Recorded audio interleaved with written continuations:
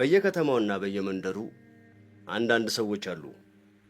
በሕይወት እያሉ ስማቸው እንደ ተረት የሚነገርላቸው፣ ዝምታቸው ከብዙ ቃላት በላይ የሚናገር፣ እርምጃቸው ታሪክ የሚናገር፣ ዓይናቸው ዘመንን ያየ የሚመስል።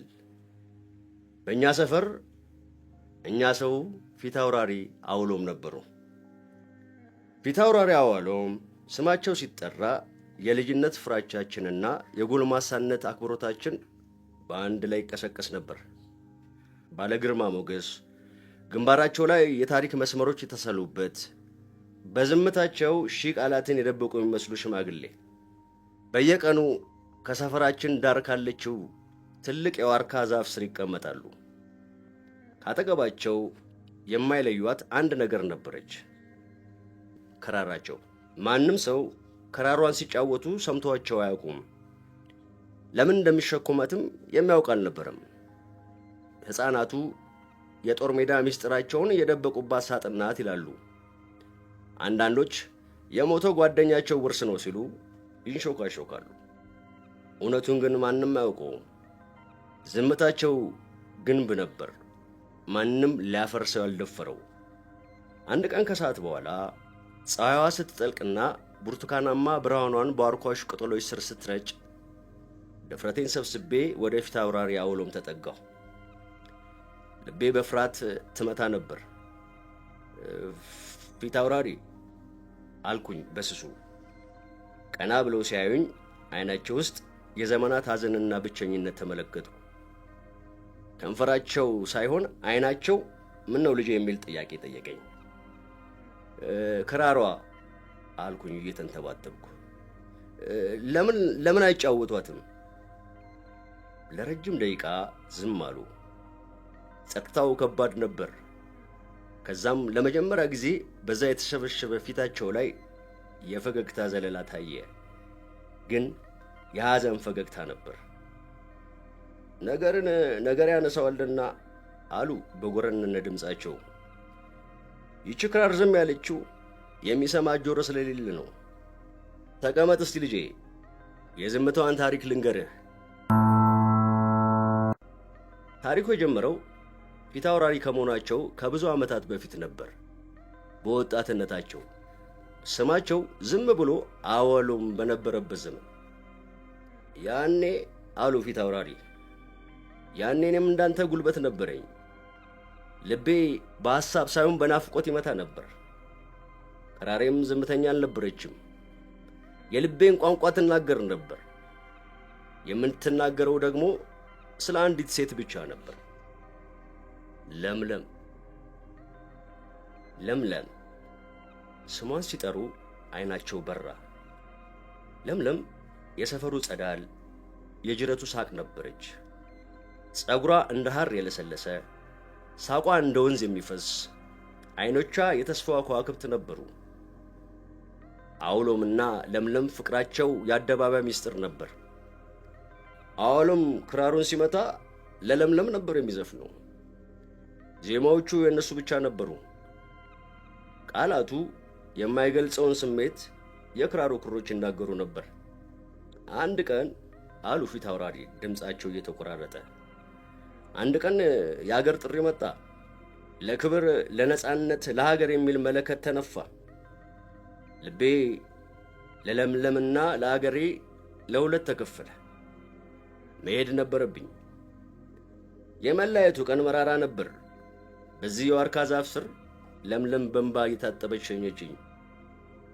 ቃል ግባልኝ አውሎም አለች፣ ከሻሿ ላይ አንድ ክር እየበጠሰች በእጁ ላይ ያሰረችለት። ቃል ግባልኝ እንደምትመለስ። አውሎም ክራሩን አቀፉት። ይቺ ክራር ምስክሬ ናት። በሕይወት እስካለው ድረስ ተመልሼ እመጣለሁ። ስመለስ ከሩቅ ሆኜ የእኛን ዜማ እጫወታለሁ። ዜማውን ስትሰሚ እኔ መሆኔን እወቂና ወደዚህ ዛፍ ስር ነይ። እዚህ እጠብቅሻለሁ። ይህ ነበረ ቃል ኪዳናቸው። ክራሯ የተስፋቸው ማህተም ነበረች። አውሎም ወደ ጦርነት ግንባር ዘመተ። የጦርነቱን አስከፊ ገጽታ አየ።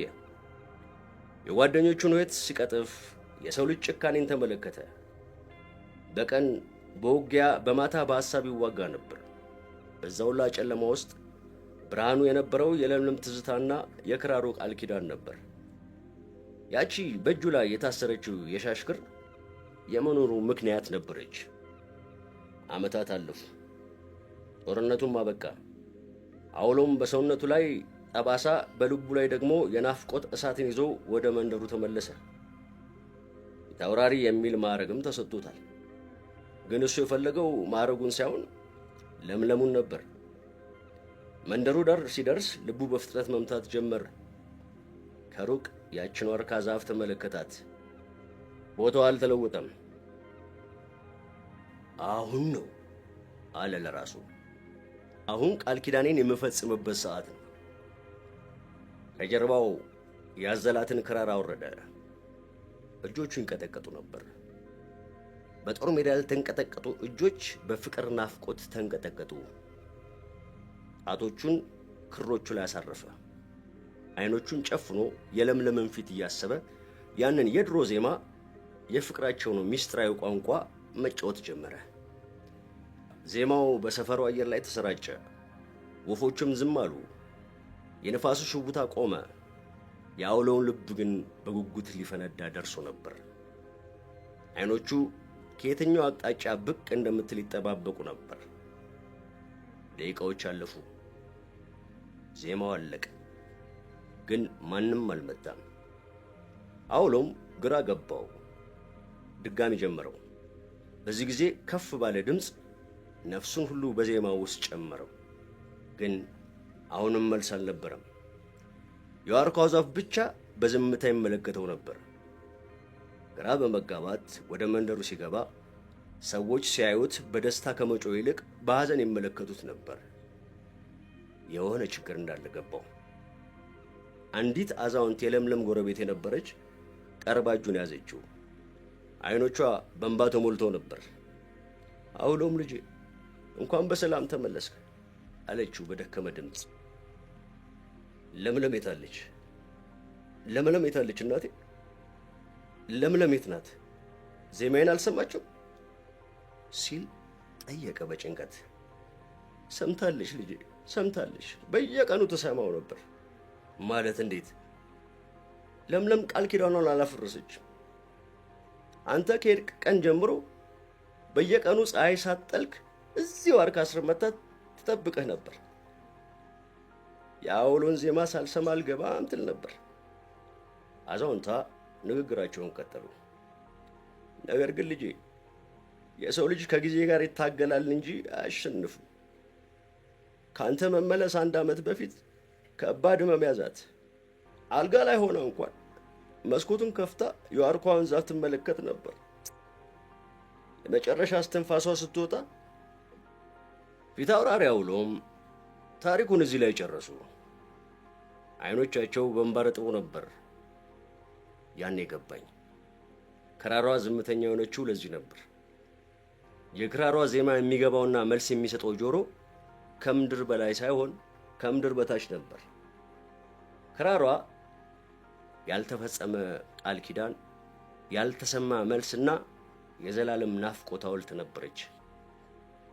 እናም ልጄ አሉ ፊት አውራሪ እንባቸውን እየጠረጉ፣ እሷ እዚህ ቦታ ላይ ለዓመታት ጠበቀችኝ።